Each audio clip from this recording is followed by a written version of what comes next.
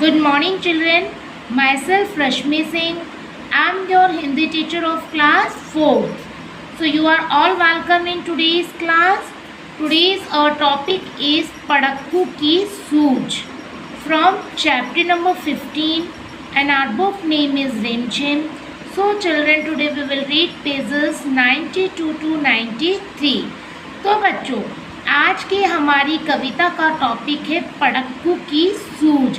पड़क्कू इसमें एक व्यक्ति है जो कि बहुत ही पढ़ता रहता है और तर्कशास्त्र की विद्या जिसने पढ़ कर अर्जित कर ली है। तो कभी भी कोई बात होती है तो वो अपनी ही बात जो है अपने मन से कोई नई बात बना लेता है या गढ़ देता है। तो आइए बच्चों, किताब की सहायता से आप और हम मिलकर इस कविता को पढ़ते हैं। तो बच्चों, ये है आपकी कोर्स बुक रिमझिम फॉर क्लास फर्स्ट और आज का जो हमारा टॉपिक है वो है पड़क्कू की सूझ, चैप्टर नंबर 15। तो चलिए बच्चों, अब हम इसे पढ़ते हैं आप और हम मिलकर। एक पड़क्कू बड़े तेज थे, तर्कशास्त्र पढ़ते थे। पड़क्कू मीन्स होता है पढ़ने वाला व्यक्ति जिसने किसका ज्ञान अर्जित किया था? तर्कशास्त्र का। तर्कशास्त्र में तर्क करना, तर्क वितर्क करना, बात बात में नई बात निकालना। जहाँ न कोई बात वहाँ भी नई बात गढ़ते। यदि कहीं पर कोई बात नहीं है, सब कुछ सही है, फिर भी वो अपने मन से कोई नई बात बना लेते थे। इस प्रकार के थे पड़क्कू। एक रोज़ वे पड़ी फिक्र में, समझ नहीं कुछ पाए। एक दिन उन्हें बड़ी चिंता हुई। कुछ ना कुछ बात उनके मन में चल रही थी। और क्या बात उनके मन में चल रही थी बच्चों? बैल घूमता है कोलू में, कैसे बिना चलाए। कि कोलू देखा होगा बच्चों। कोलू एक प्रकार की मशीन होती है जो कि बैल के घूमने पर ही घूमती है, जिसमें से तेल, गन्ने का रस आदि निकाला जाता है। तो वो इस चिंता में पड़ गए कि बैल बिना चलाए कैसे चलता कोलू में। कई दिनों तक रहे सोचते और बड़ा दिमाग लगाकर ये सोचते रहे, ऐसा कैसे होता है। मालिक बड़ा गजब है। उन्हें लगा कि इस जो कोलू का मालिक है वो बड़ा ही गजब व्यक्ति है। सिखा बैल को रखा इसने, निश्चय कोई ढब है। कि उसने सोचा, लगता है कोई ना कोई तरीका तो इसने बैल को पहले से ही सिखा दिया है ना। तो इतना वो मालिक गजब है, उसके बारे में वो सोचते रहे। आखिर इसने क्या ऐसा ढंग सिखा दिया कि जो बैल घूमता रहे। आखिर एक रोज मालिक से पूछा उसने ऐसे, अजय बिना देखे लेते तुम जान भेदिए कैसे। उसने कोलू वाले मालिक से कहा कि मालिक, आपको कैसे पता चलता है? आप बैल की तरफ नहीं देखते हो, फिर भी आप ये कैसे जान जाते हो कि कोलू में मेरा बैल चल रहा है, घूम रहा है।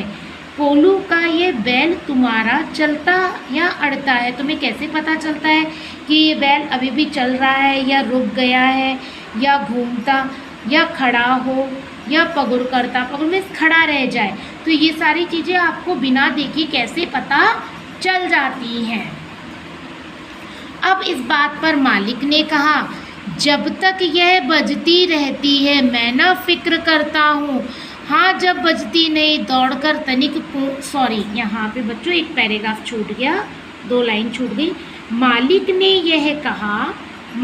ये कहा, अजी इसमें क्या बात बड़ी है? इसमें क्या बड़ी बात है?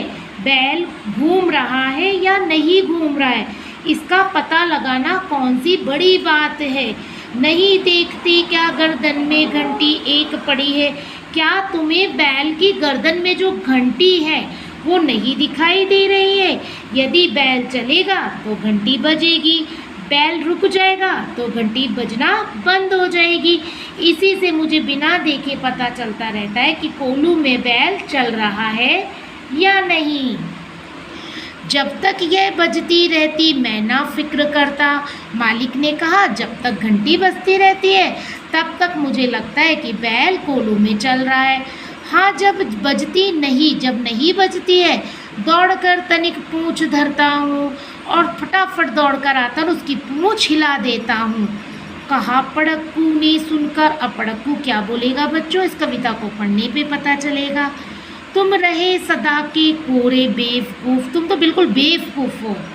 मंथिंग की बातें समझ सकोगे थोड़े, तुम बातें मेरी नहीं समझ पाओगे। अगर किसी दिन बैल तुम्हारा सोच समझ अड़ जाए, मान लो सोच समझ के खड़ा ही रह जाए, चले नहीं बस खड़ा खड़ा गर्दन हिलाए, तो गर्दन हिलाने पे भी घंटी बजती रहेगी और तुम सोचोगे कि बैल चल रहा है, लेकिन बैल तो एक जगह पर खड़ा है, इस बात को तो तुम समझ ही नहीं रहे हो। घंटी टुन टुन खूब बजेगी, गर्दन हिलाएगा तो घंटी भी बजेगी, तुम ना पास आओगे और तुम यही सोचकर कि बैल चल रहा है उसे देखने भी नहीं आओगे। मगर बूंद भर तेल सांझ तक भी क्या तुम पाओगे, यदि कोल्हू नहीं चलेगा तो तेल उसमें कैसे निकलेगा, और शाम तक तुम्हें एक बूंद भी तेल प्राप्त नहीं हो पाएगा। मालिक थोड़ा हंसा और फिर बोला कि पड़क्कू जाओ, तुम यहाँ से जाओ, सीखा है यह ज्ञान जहाँ पर वहीं, जहाँ से तुमने ये ज्ञान सीखा है इस ज्ञान को तुम वहीं छोड़ आओ। यहाँ सभी कुछ ठीक ठाक है, यह केवल माया है, बैल हमारा नहीं अभी तक मंतिक पढ़ पाया है। वह ये बोलता है कि यहाँ तो सब कुछ ठीक चल रहा है, ऐसा कुछ भी नहीं है, क्योंकि तुम्हारी तरह मेरे बैल ने तर्कशास्त्र का ज्ञान थोड़ी ना लिया है। तुम जहाँ से ये ज्ञान लाए हो अपना यह ज्ञान वहीं पर छोड़ आओ। तो इस तरीके से मालिक ने पड़क्कू की बात का जवाब दिया। तो बच्चों, हमारी यह कविता यहीं समाप्त होती है। मुझे आशा है कि आप सभी को यह आज की कविता अच्छे से समझ आ गई होगी। अब बच्चों, नेक्स्ट वीडियो में हम फिर से एक नए चैप्टर के साथ मिलेंगे। तब तक धन्यवाद। Have a nice day.